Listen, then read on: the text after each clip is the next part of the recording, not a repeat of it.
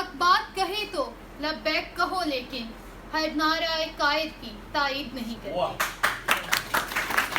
Emerging Pakistan के साथ मैं हूं आपकी होस्ट इरसा इशफाक और मेरे साथ मौजूद हैं Irfa Zubair. Thank you very much for having me. What an amazing day today. I am very excited today, and I am very excited to sharing all of you that what this show will going to very rock, and what an amazing people we have today, what a talented people we have today.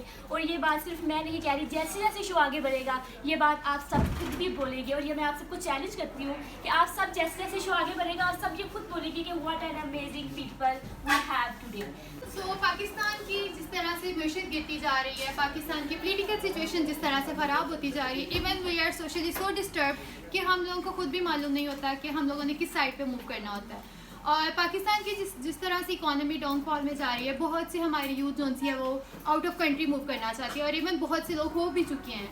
हमारी political situation इस कदर ख़राब है कि हमारे हुक्मरान जो कि सिर्फ ताकत और दौलत के नशे में मौजूद है, आज हमारी यूथ इस चीज़ को ये फील कर रही है कि हमें पाकिस्तान के लिए आगे आना चाहिए। तो in my point of view कि पाकिस्तान की अगर पॉलिटिकल सिचुएशन अच्छी हो जाए तो पाकिस्तान की इकॉनमी की सिचुएशन उससे ही रिलेट करते हुए अच्छी हो जाती है।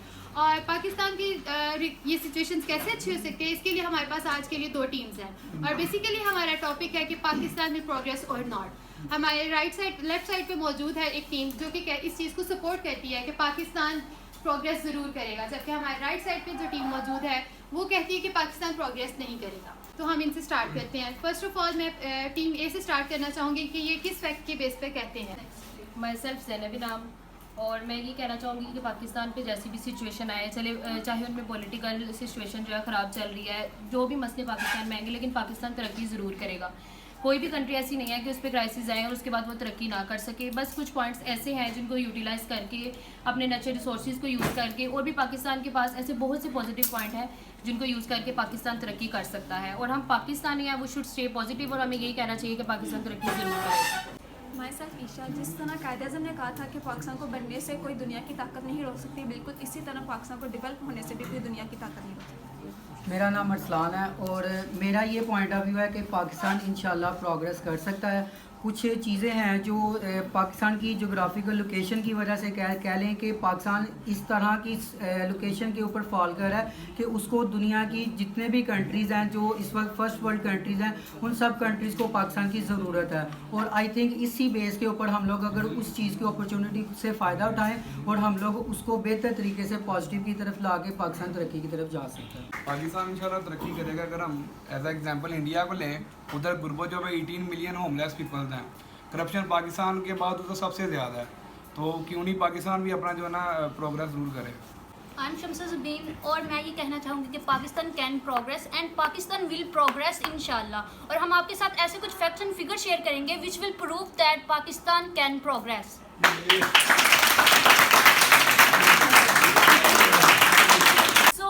यहाँ बैठकर जो इस साइड पे लोग बैठे हुए हैं, इनका मतलब ये नहीं कि पाकिस्तान से प्यार नहीं करते, क्योंकि आप सल्लल्लाहु अलैहि वसल्लम का भी फरमान है कि इससे पहले कि लोग आप पर हंसे, आपस में मिलजुल कर बैठ कर गौर फिक्र कर लो, आपस में मिलजुल कर बैठ कर सीख लो। सो इस साइड पे जो लोग बैठे, इसका मतलब ये नहीं कि वो पाकिस्तान से प्यार नहीं करते, definitely they also love Pakistan. So यहाँ इस साइड से जो लोग सपोर्ट कर रहे हैं कि पाकिस्तान कैन नॉट प्रोग्रेस, वो 1 बाय 1 अपना इंट्रोडक्शन करवाएंगे। वो भी खाइफ नहीं तख्तादार से, मैं भी मंसूर हूँ कि 2 गियार से। क्यों डराते हो जिंदा की दीवार से, जुल्म की बात को, जहल की रात को, मैं नहीं मानता, मैं नहीं मानता।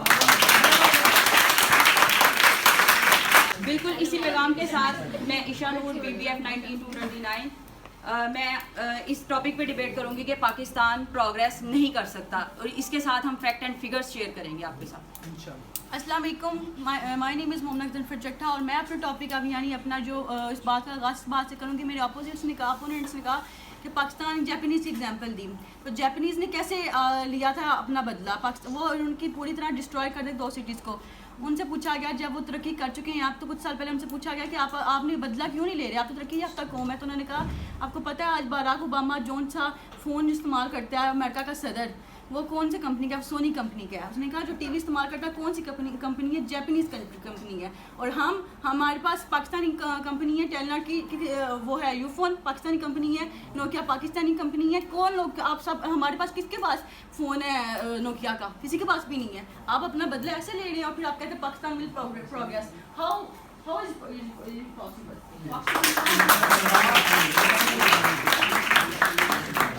जी अस्सलाम वालेकुम, मेरा नाम रशीद इरफान है। आज हम बात करेंगे पाकिस्तान डिफ़ॉल्ट कर जाएगा। तो इसके मैं बात करना चाहूँगा कि हम सिंस 1974 से आज़ादी से लेके आज तक पाकिस्तान की मुआशी हालात स्टेबल नहीं हो सके। नो डाउट इसके अंदर कुछ इंटरनल और एक्सटर्नल प्रॉब्लम्स आई हैं। अब इस सिचुएशन के ऊपर आकर जो हमारे खुद जो मुआशियत को उठाने वाले जो दावेदार थे वो खुद इसकी बर्बादी के दावे करने लग पड़े हैं। कुछ ही दिन पहले जो हमारे वफाकी वज़ीर नवीद कमर ने वाशिंगटन में ये कॉन्फ्रेंस करते हुए उन्होंने भी कहा कि पाकिस्तान डिफ़ॉल्ट करने के मराहल में है। और अभी पाकिस्तान की बात करें तो हमारे जो वज़ीर ख़ारजा है आसफ़ अली ने भी इसकी आगाही दे दी है कि पाकिस्तान डिफ़ॉल्ट कर जाएगा और करने के मराहल पे है। Myself Tayyab Ali Cheema. सबसे पहले हम बात किस पे कर रहे हैं, ये बात हमारे लिए जानना बहुत ज़रूरी है। वी आर टॉकिंग अबाउट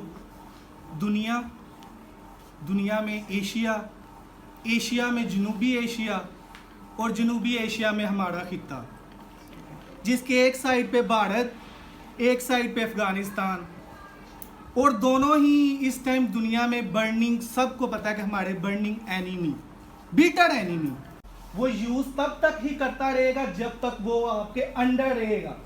वो हमें कभी भी इस चीज़ से, चंगुल से बाहर नहीं निकलने देंगे, ये फैक्ट है।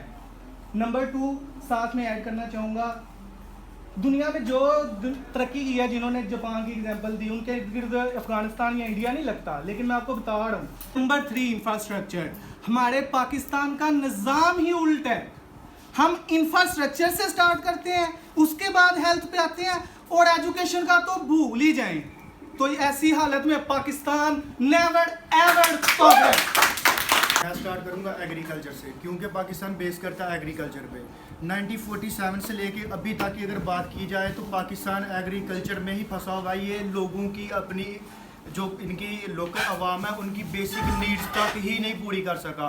ये IMF ने कर्जा दे के क्यों फंसाया हुआ है? ये अभी तक दाल रोटी में फंसे हुए हैं। चीनी इतनी महंगी हो गया, पेट्रोल इतना महंगा हो गया। पाकिस्तान 1947 से लेके अभी तक इसी चीज़ से नहीं निकल सका, तो ये कैसे प्रोग्रेस कर सकता है? मसल मोहसिन, शहीदों की ये ज़मीन जिसे पाकिस्तान कहते हैं, शहीदों की ये ज़मीन जिसे पाकिस्तान कहते हैं, ये बंजर होकर भी बुज़दिल पैदा नहीं करती। लेकिन बहुत ही अफसोस के साथ मुझे ये बात यह कहनी पड़ेगी कि पाकिस्तान तरक्की नहीं कर सकता। किसी मुल्क की तरक्की का पैमाना उसके वसाइल, उसके ज़र मुबादला और उसके बासियों की सहूलियात को फराहमी से मिलती है। लेकिन आज पाकिस्तान अपनी 76वीं सालगिरह इस साल मनाएगा, लेकिन पाकिस्तान आज भी तरक्की पजीर ममालिक में शुमार नहीं किया जा सका है। इसकी वजह हम आपको जिस तरह आगे अपने फैक्ट एंड फिगर के साथ आपको बयान करेंगे। अस्सलाम वालेकुम, my name is Umair Ali.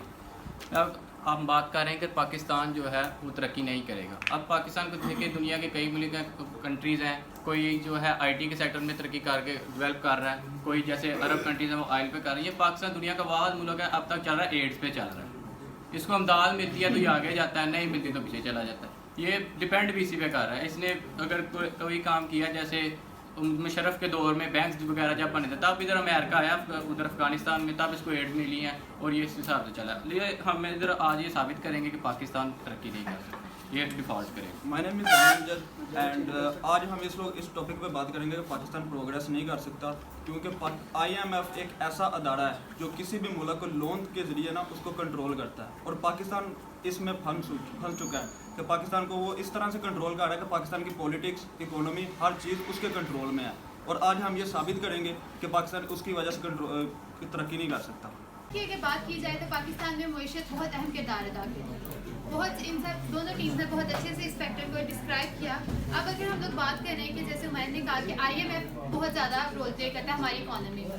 अब IMF इस तरह से अगर हम लोग देखें कि हिस्टोरिकल इस चीज़ को देखें तो पाकिस्तान बहुत जल्दी IMF के पास चला गया था।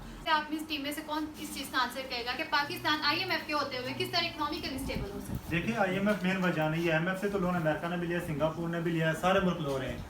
मकसद ये है कि आप IMF से लोन ले और उसको आप मुल्क पे लगाते नहीं। IMF से लोन आ जाता है, आप जो जितने भी आपके करप्ट हुक्मरान है वो खा जाते हैं।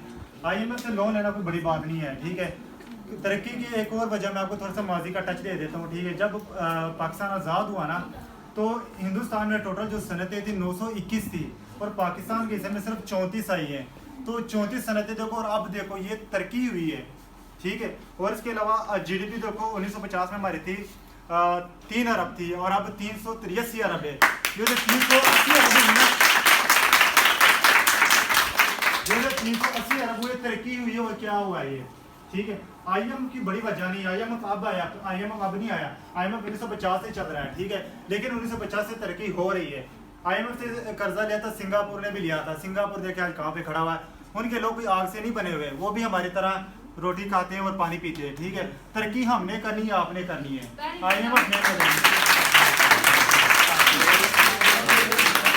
अगर हम लोग उन पे बात करें तो आपके ख्याल में कौन से ऐसे फैक्ट्स एंड फिगर्स हैं जो कहते हैं कि हाँ ये तरक्की नहीं हुई इस तरह से, करप्शन या इस तरह के क्या फैक्टर्स आपके? इस पर मैं रिस्पॉन्ड करना चाहूँगा नजीब भाई को। नजीब भाई ने बोला IMF कोई मैटर नहीं करता। अच्छा, और क्या बात है, IMF तो फिर बहुत अच्छी बच्चा, वो मैटर ही नहीं करता हमारे लिए। IMF के बगैर, मतलब आपने बात किया ना, IMF के बगैर आप अभी ये भी फैसला नहीं कर सकते कि मैं ये मोबाइल इधर से इधर रखूं, इतना कंट्रोल चला हुआ है उनका हम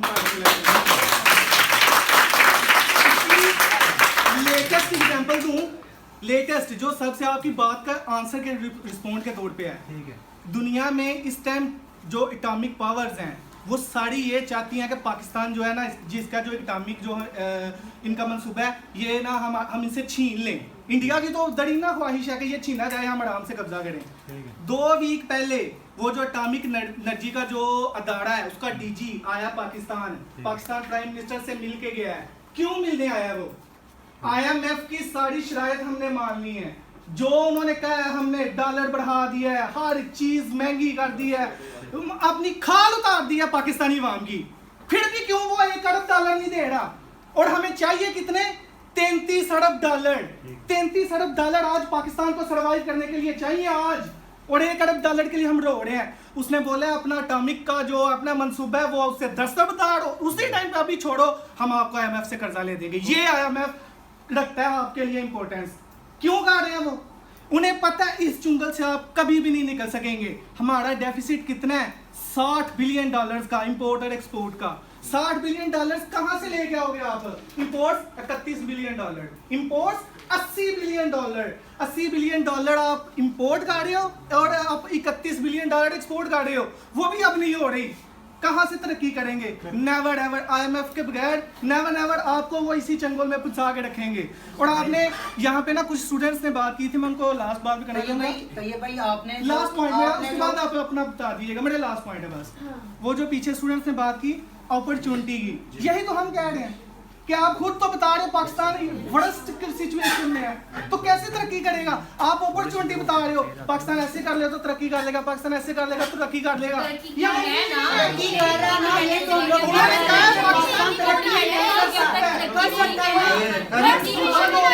बताओ ये तो पाकिस्तान कैसे तरक्की कर रहा है? हाँ जी, देखिए अभी तैयब भाई ने कहा कि आप IMF का कर्जा उतार नहीं सकते। मैं सी भाई से सिर्फ 3 सवाल पूछता हूँ। अलीम तरीन कौन है? इंडियन है जो पाकिस्तानी है। असद जरदारी कौन है? पाकिस्तानी है। नवाज शरीफ कौन है? पाकिस्तान है। इनके अरबों खरबों रुपये स्विस बैंक में है, वो पाकिस्तानी है, ठीक है। वो पैसा लो और IMF का कर्जा उतार दो। क्यों जरूरत पड़ी आपको न्यूक्लियर बेचने की? न्यूक्लियर क्यों बेच रहे हो? क्यों नहीं? स्विस बैंक से लाते क्यों नहीं आप? अगर आप कहते हैं बाहर पड़ा हुआ है, आपने आपकी कहने की जुबानी है कि हम कर सकते हैं, अभी तक क्यों नहीं किया गया? आजादी से लेकर आज तक क्यों आप उन हुक्मरानों को लेके आ रहे हैं? लोग होते जो पैसे बाहर भेजते हैं, ठीक है। अगर मुहब्बत होती उनमें, ठीक है। अब ना वो ये आपका ये ना आपके लाए हुए हैं, हम में से उनके लिए हुए हैं, हम भाई साहब नहीं आए, इधर से गए हैं। IMF के पास बार जाते हैं, उनकी वजह से आप कुछ नहीं कर सकते। इमरान खान का दौर आया, उसने IMF से लोन लिया, पहली किस्त उसे मिली, उसके बाद कोरोना आ गया। कोरोना सबसे बैड कंडीशन था पूरे वर्ल्ड के लिए, लेकिन इमरान खान ने तब स्टैंड लिया, सब कुछ किया। IMF से दोबारा कर्जा नहीं लिया, और इमरान खान का वो स्टैंडर्ड चेक करें, उसने लोन वापस भी किया IMF का। उसकी आप रेटिंग चेक कर लेते दोबारा जाकर। तब पाकिस्तान को कोई खतरा नहीं हुआ। सबसे इससे भी बैड कंडीशन थी कोरोना वाली, सब लोग घर में बंद थे, इंडस्ट्रीज बंद थी, वो कोरोना की वजह से बंद थी। ये तो आपकी पॉलिटिक्स की वजह से बंद हो गई है। सूरत की एग्जांपल मैं यहाँ पे भाई को देना चाहूँगी कि उनसे मुझसे मरते थे, मरने के करीब थे, उनसे किसी ने पूछा ज़िंदगी कैसी गुजरी, उन्होंने कहा पता ही नहीं चला, दूध लाया चीनी खत्म, चीनी लाए दूध खत्म, पता नहीं चला ज़िंदगी कब गुजर गई। हमने वो संभाला, अर्थक्विक आ जाता है, हम और उसके बाद हमें थोड़ी सी होश आती, सैलाब आ जाता है, फिर दहशतगर्दी आ जाती है, फिर दहशतगर्दी जाती है तो फिर आ जाता है कोरोना, आ जाता है कोरोना जाता है तो फिर जी आ जाता है फ्लड्स आ जाते हैं, हो जाता है, बरसात, डॉक्टर साहब आ जाते हैं और वो कहते हैं पाकिस्तान डिफॉल्ट कर गया। हमें तो पता नहीं चला पाकिस्तान इकॉनमी कब प्रोग्रेस कर रही है।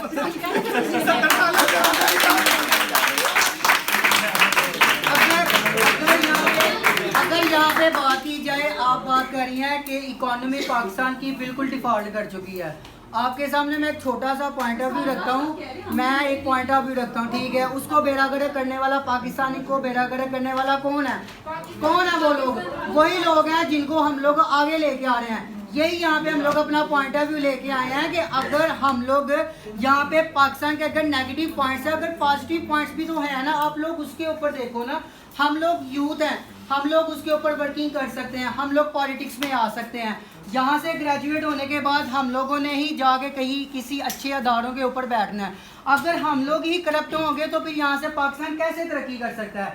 इसीलिए मेरा ये पॉइंट ऑफ व्यू है, जैसे इन्होंने बोला है कि पाकिस्तान डिफॉल्ट कर चुका है, नो डाउट, इसमें कोई डाउट नहीं है। लेकिन आपको यहाँ पे एक बात बता दूं कि पाकिस्तान इंडिविजुअली अगर देखा जाए, पाकिस्तान डिफॉल्ट किया है, पाकिस्तानी डिफॉल्ट नहीं किए।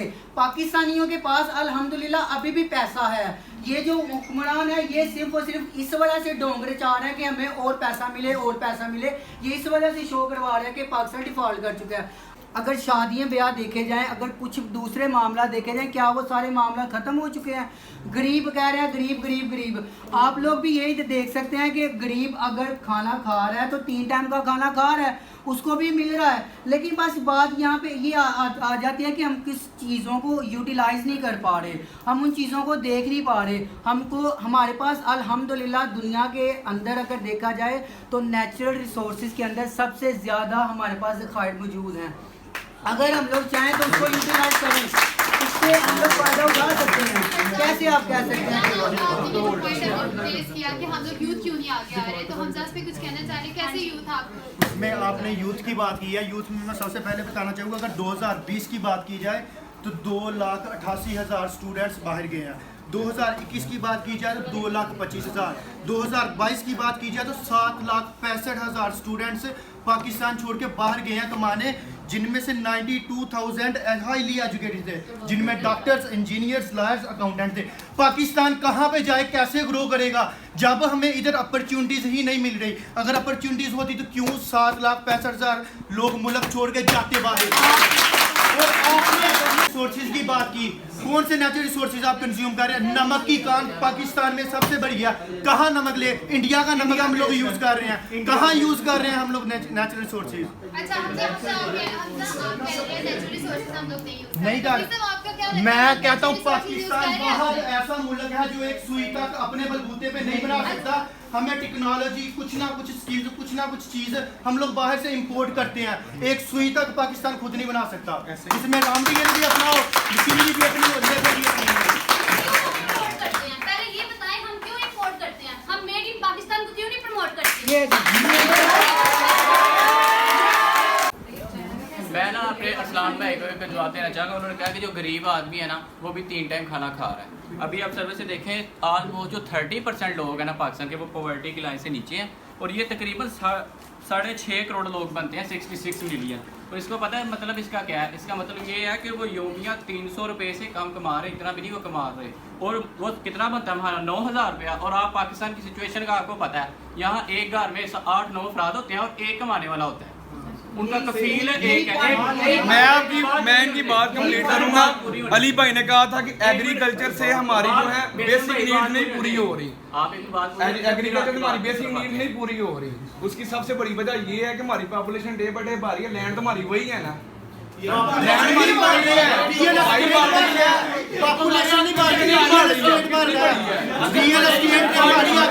खत्म कर दी है। एग्रीकल्चर पे कोई एक चीज मुझे बता दो, कोई एक चीज मुझे बता दो।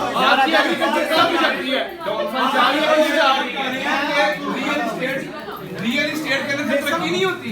रियल इस्टेट करने से भाई आपकी एग्रीकल्चर स्टील की इंडस्ट्री चलती है, आपकी सीमेंट इंडस्ट्री चलती है, लोगों को रोजगार मिलता है, इंजीनियर को जॉब मिलती है। प्रोग्रेस है, एक मिनट, ये प्रोग्रेस एग्रीकल्चर की 70% हमारा एग्रीकल्चर मुल्क है। प्रोग्रेस देखो हमारी, एग्रीकल्चर कंट्री रूस से गंदा मंगवा रही है, एग्रीकल्चर कंट्री बाहर से खाद्य मंगवा रही है।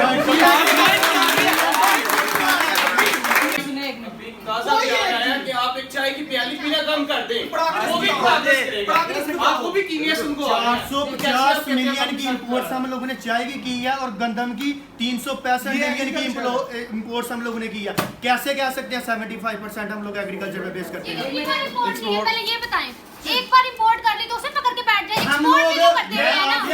इंपोर्ट में चलता ही ऐसे है, ये इंपोर्ट में चल रही है, खुद नहीं कर रहे ना, इनकी खुद ये आप डाउन आते रहते हैं। हम एक बात को पकड़ के ये नहीं कह सकते कि पाकिस्तान 1947 के बाद से हम लोग आजाद हैं। हम लोग कैसे एग्रीकल्चर पे बेस करने वाले हैं कि एक दफा फ्लड आया और पाकिस्तान के पास इतने रिसोर्सेज नहीं है कि अपनी आवाम को एक साल बिठा के खिला सके, उनके लिए बेसिक नीड्स पूरी कर सके। आप लोग इस्लामिक कहते हैं खुद को, आप लोग कभी सदगू में जाकर देखें 50-50 मर्दों में हमारी माएँ बहनें लाइनों में लगी हैं, सिर्फ क्या एक थैले आटे के लिए। जी हम लोग एग्रीकल्चर पे बेस करते हैं।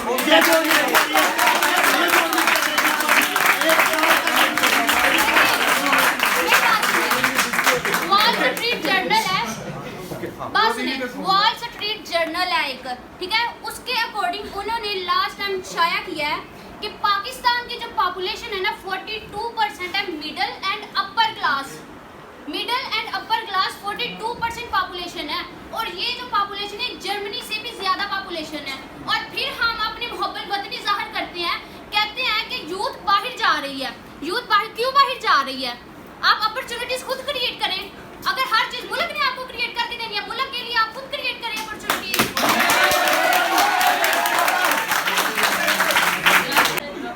जैसा कि भाई कह रहे हैं कि पाकिस्तान के अंदर जो फॉरेन ये जो पॉलिटिशियंस हैं ये पैसा उठा के बाहर लेके जा रहे हैं, ये कर रहे हैं, वो कर रहे हैं। तो अगर आप देखें, गौर करें तो पाकिस्तान के अंदर नैब का भी एक अदारा है जो इसके ऊपर वर्किंग कर रहा है।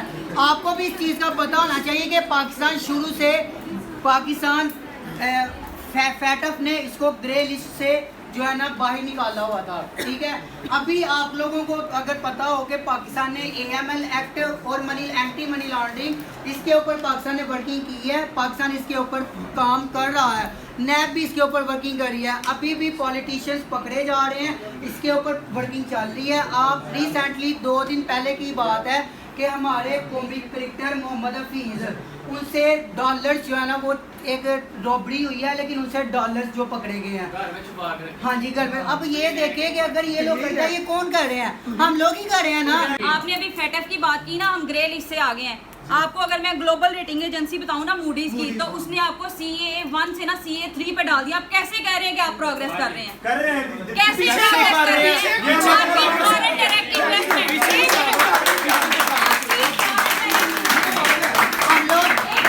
करप्शन और दहशतगर्दी हर मुल्क में होती है, चोरी हर जगह पे होती है। न्यूजीलैंड में सबसे ज्यादा दहशतगर्दी वहाँ का मीडिया प्रमोट नहीं करता है। प्रोग्रेस की तारीफ नहीं आती आपको। आप पहले कहते अब कहते ये प्रोग्रेस है, मोटरसाइकिल से गाड़ी पहने ये प्रोग्रेस है, ठीक है, गाड़ी से आके लैंड क्रूजर पहने ये प्रोग्रेस है।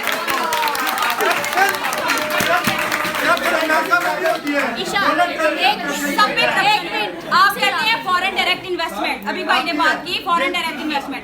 हमें पता है फॉरेन किसी भी कंट्री में ना इन्वेस्टमेंट सबसे बड़ा रोल प्ले करती है।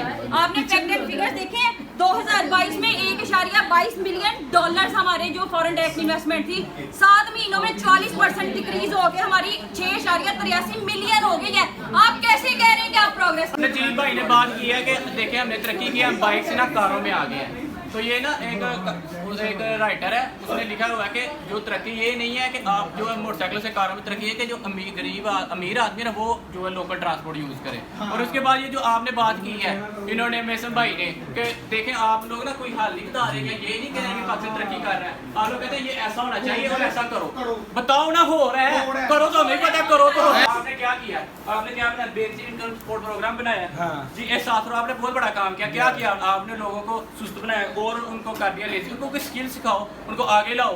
ये कोई काम तो नहीं है उनको लगा दो जी आपको थोड़े थोड़े पैसे देंगे, वो भी जिनके हैं हाथ आगे आ रहे हैं वो ले रहे हैं। उसके बाद मैं एक चाइनीज कहावत वो कह रहे हैं, if a man is hungry not give him fish teach him how to fish.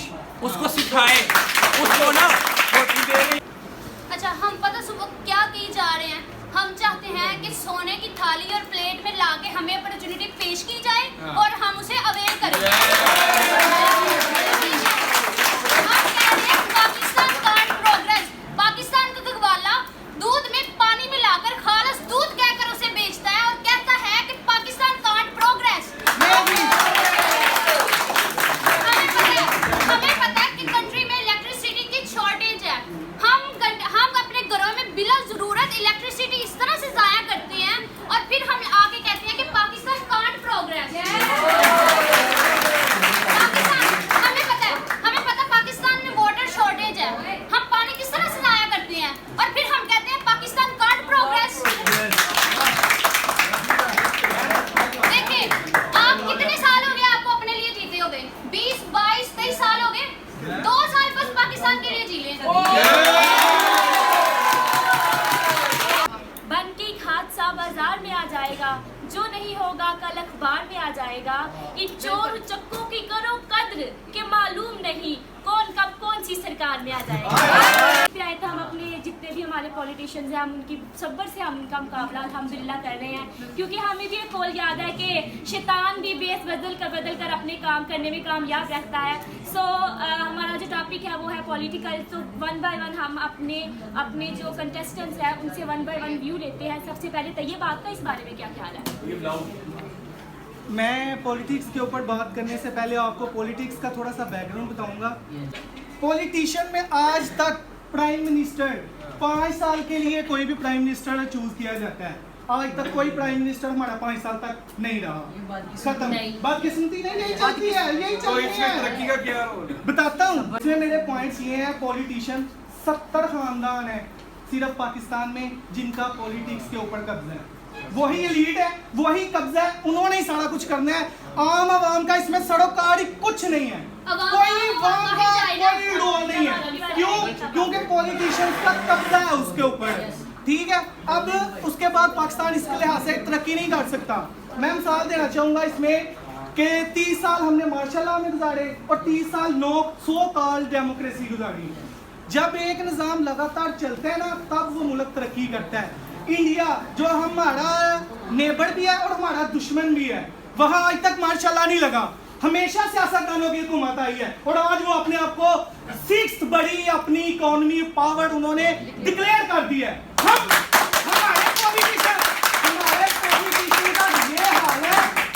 हमारे पॉलिटिशियन का हाल बताऊं, कनाडा की यूनिवर्सिटी में प्रोफेसर ने उसने नवाज शरीफ की पिक लगा के उसने ये लेक्चर दिया स्टूडेंट को, दुनिया के जो गरीब होते हैं ममालिक वहाँ के ये लोग पॉलिटिशियन वहाँ का पैसा यहाँ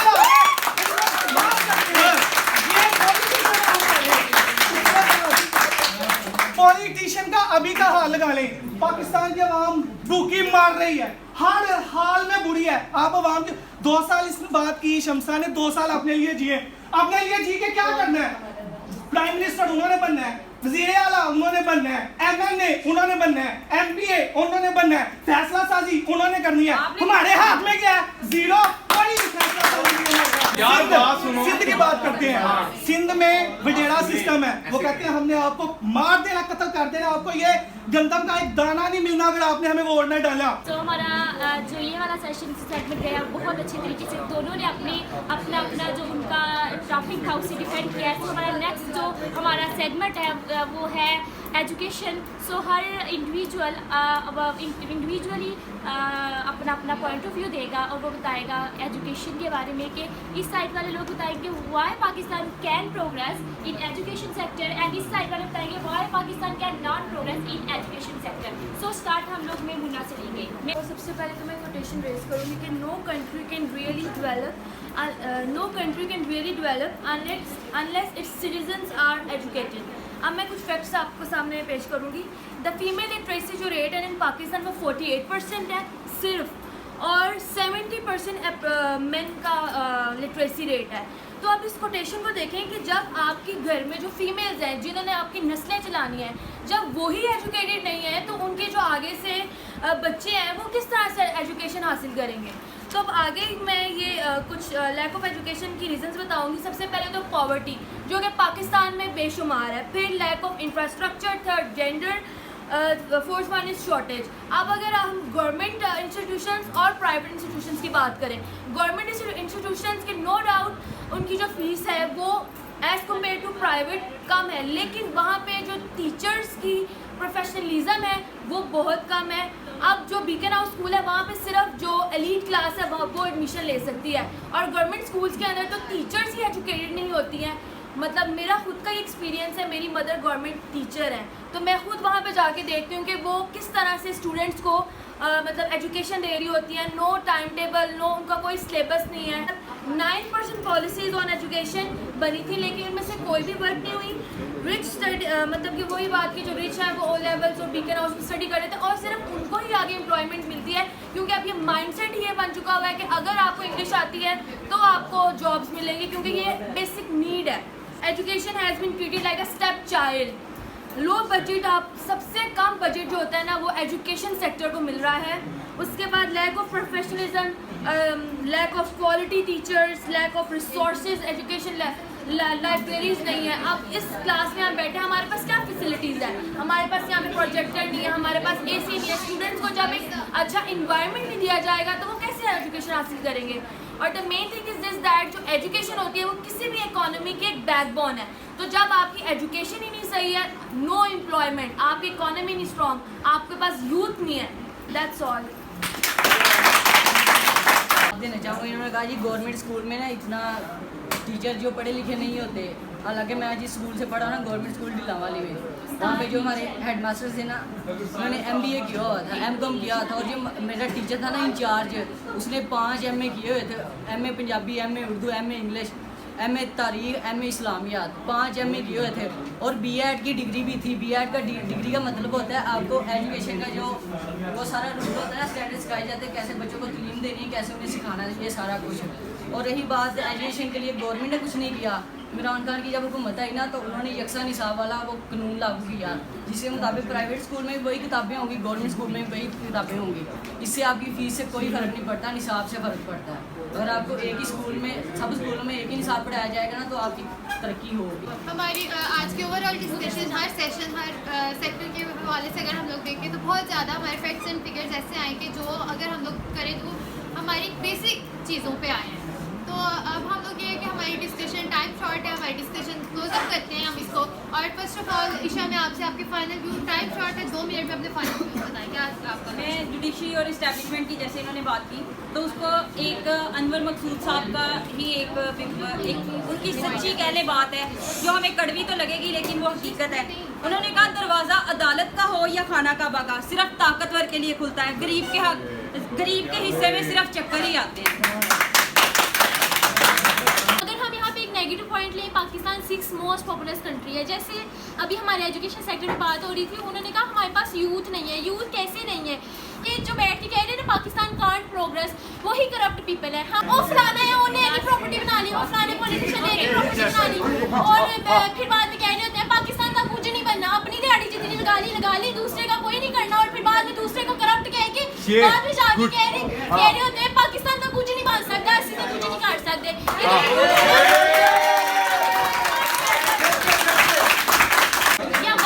क्या वाकई होता आप लोग करप्ट हो?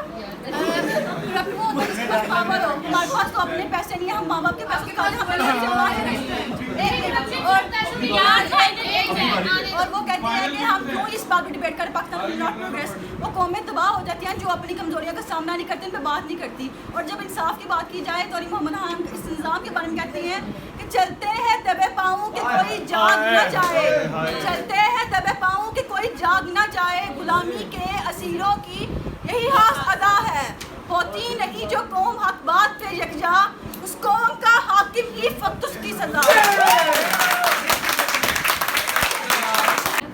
जी बात की बोलेंगे कि हम करप्ट हैं, वाकई हम करप्ट हैं, क्योंकि जब मैंने महंगाई के खिलाफ कोई एहतजाज देखा है, मैंने सबसे पहले आपको वहाँ पे खड़ा देखा है, पहली रो के अंदर आप हैं, आप खुद नहीं जा रहे। हमारे मौलाना रूमी ने ये इरशाद फरमाया था कि एक कौम तबाह तब होती है जब वो सही और गलत में फर्क करना छोड़ दे, और इहलाकी तबाही के बाद ही मुआशी तबाही होती है। देखिए मेरी बात सुने, अल्लाह ताला ने इस दुनिया में जितने भी मखलूक पैदा किए सबको एक दूसरे का हमें मोहताज बनाया है। ये जो हम जितने भी बातें करें, हम ये इंपोर्ट करें, फलां मजीद बाहर से आ रहे, ये वो रहे, हम बेसिकली इंसान दूसरे इंसान का मोहताज है। अभी जो इसने बात की कि नवाज शरीफ की जो बेटी थी, उसकी बेटी की शादी थी, तो उसमें उन्होंने मोदी को बुलाया था, तो ये कोई गलत बात नहीं है, ठीक है, उनके अपने रिलेशन हो सकते हैं। अभी नवाज शरीफ ने पॉजिटिव चीज़ भी तो की थी, नवाज शरीफ ने इंडिया के साथ अपना ट्रेड का मायदा करना चाहता, ट्रेड करना चाहता था, तो यहाँ पे हमारी दो कमी नजरें आ जाती है।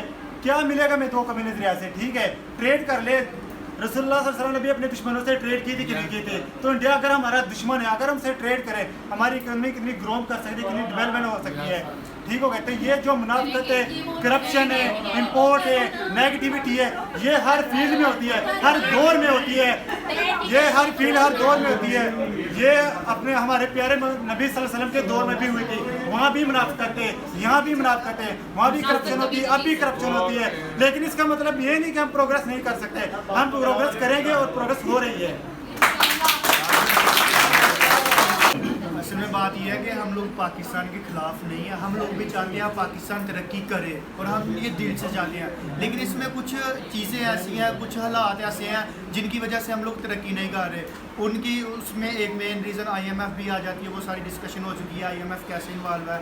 तो इसके अलावा हम लोग अगर जब तक हम लोग अपने एजुकेशन सेक्टर को प्रमोट नहीं करेंगे, उसके अलावा अगर हम लोग ये स्टॉक नहीं ख़त्म करेंगे, रियल एस्टेट को नहीं ख़त्म करेंगे, रियल एस्टेट में प्रॉफिट है, लेकिन मसला ये है कि रियल एस्टेट जो इंडस्ट्री है वो हमारी ख़त्म हो रही है, हमारी SME ख़त्म हो रही है। किसकी वजह से? सिर्फ रियल एस्टेट की वजह से। जब SME ख़त्म हो रही है तो जॉब अपॉर्चुनिटीज़ कहाँ हैं? कहाँ जाएगी हमारी यूथ? कहाँ जाएंगे हमारे एजुकेटेड स्टूडेंट? क्या करेंगे हम लोग 4-5 लाख ग्रेजुएट्स का? हम लोग ग्रेजुएट हो के 30-35 हज़ार की सैलरी लेके कहाँ से करेंगे अपनी बेसिक नीड्स पूरी? हमें सर्वाइव हम अपने मुल्क के लिए तो तब कुछ करेंगे ना जब हम लोग जिंदा रहेंगे।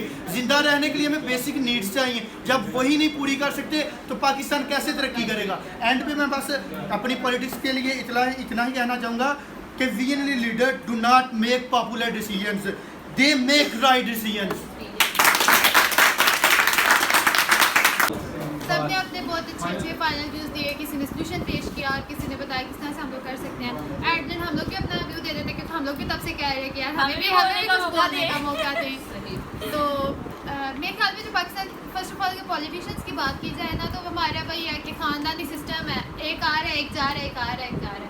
मेरे ख्याल में यह है कि हमारी यूथ को आगे आना चाहिए। आप अपना फाइनल व्यू दें। मैं सिर्फ एक नज़म के ज़रिए अपना पैगाम देना चाहूँगी कि जिस देश से माओ बहनों को अगियार उठाकर ले जाए, जिस देश से माओ बहनों को अगियार उठाकर ले जाए, जिस देश से कातिल गुंडों को शराब उठाकर ले जाए, जिस देश की कोर्ट कचहरी पे इंसाफ टकों पर बिकता हो, जिस देश का मुंशी काजी भी मुजरिम से पूछ के लिखता हो, जिस देश के चप्पे चप्पे पर पुलिस के नाके होते हो, जिस देश के मंदिर मस्जिद में हर रोज धमाके होते हो, जिस देश में जाके रखवाले खुद जाने ले मासूमों की, जिस देश में हाकिम जालिम हो आहे न सुने मासूमों की, जिस देश की गलियों कूचों में हर सिर्फ फहाशी फैली हो, जिस देश में बिनते हवा की चादर भी ताक से फैली हो, जिस देश में आटे चीनी का बहरान फलक तक जा पहुँचे, जिस देश में पानी बिजली का फकदान हलक तक जा पहुँचे, जिस देश के हर चौराहे पे 2-4 बेकारी बैठे हो, जिस देश के ओहदेदारों से ओहदे न संभाले जाते हो, जिस देश में सादा लो इंसावादों पे ही टाले जाते हो, उस देश के हर एक लीडर को, उस देश के हर एक लीडर पर सवाल उठाना वाजिब है, उस देश के हर एक हाकिम को सूली पे चढ़ाना वाजिब है, उस देश के हर एक हाकिम को सूली पे चढ़ाना वाजिब है। आपकी शेर का एक नाम जरा मैं इस तरह से करना चाहूँगी। सितम इतना रवा रखना कि जो बर्दाश्त कर पाओ, सितम इतना रवा रखना कि जो बर्दाश्त कर पाओ, कभी बुज़दिल भी जागेगा, अरे उसकी भी इज्जत। पाकिस्तान अब बदलेगा, पाकिस्तान पाकिस्तान जिंदाबाद। सबसे पहले पहले तो जो है आप सब लोगों ने बड़ा अच्छा पार्टिसिपेट किया, बड़ी अच्छी रीजंस भी दी।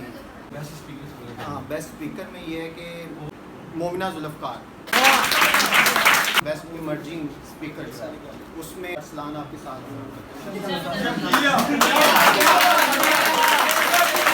फाइनल की तरफ आते हैं कि कौन सी टीम जो है वो उस टीम जो है वो जीती है। अच्छी बात नहीं है कि पाकिस्तान तरक्की नहीं कर सकता।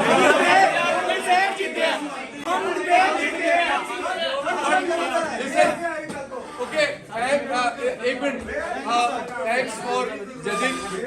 एक मिनट पीछे हो, आपका बहुत शुक्रिया। थैंक्स कीजिए अली को।